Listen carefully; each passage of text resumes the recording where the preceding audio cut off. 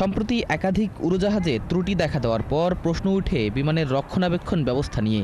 এরই মধ্যে নতুন করে সামনে এসেছে বিমানের 10টি টায়ার চুরির অভিযোগ।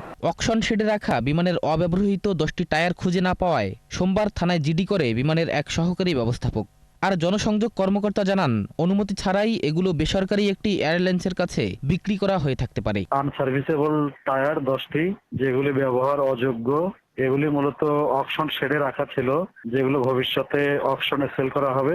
এরকম 10টা টায়ার কর্তৃপক্ষের অনুমতি ব্যতিরেকেই আমাদের প্রাথমিকভাবে জানা গেছে আমাদের দুজন এমপ্লয়ি তারা এরকম 10টি টায়ার ইউএস বাংলার নিকট দেয় এবং ইউএস বাংলা থেকে 6টি টায়ার দিয়ে এটা এক্সচেঞ্জ করে। তো এটি আমাদের সিকিউরিটি যখন জানতে পারে, জানা মাত্রই আমরা থানায় জিডি করি বিষয়টি এবং সিকিউরিটিকে নির্দেশ দেয় বিষয়টা তদন্ত করে কারা এর সঙ্গে জড়িত এটা খুঁজে বের করার জন্য।